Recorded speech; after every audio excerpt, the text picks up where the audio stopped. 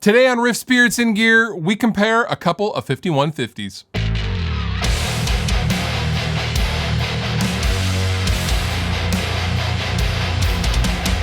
So the other day I was, for fun, because this is what I do for fun around here, I was reamping some tracks through my 1992 block letter 5150 and comparing that same setup, but putting the EVH 5150 50 watt EL34 head in the equation. I have a Coffee Custom 212 mic'd up in the next room.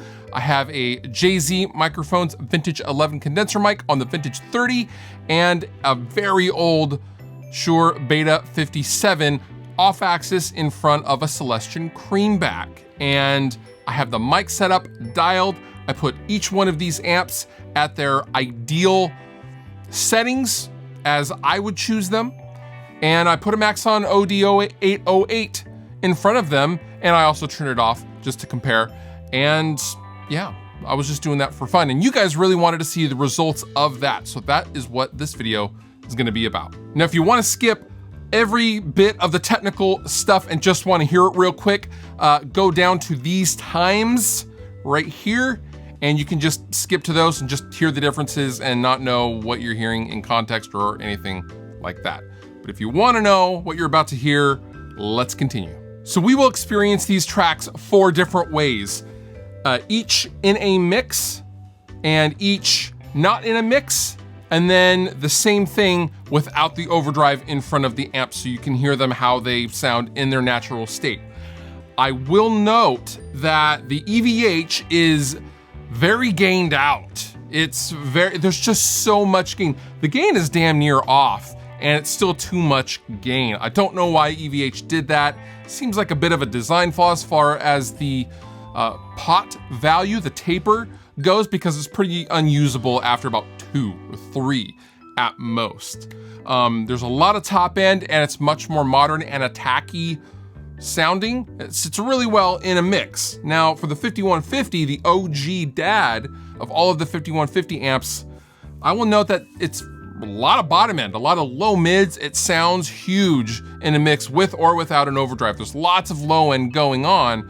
So that's just something to kind of keep in mind as you're listening to them. But my conclusion from this shootout that I did is they are both awesome, and it just depends on what I would be working on for me to choose which amp would be suited best for that particular job. If it's a heavier detuned band, I don't know, maybe I'd do the EVH, but if they weren't tuned to drop F, I'd probably go for the Peavey 5150. All personal preference. They're all awesome. Let's celebrate the awesomeness of these 2 amps and let's get to some comparing.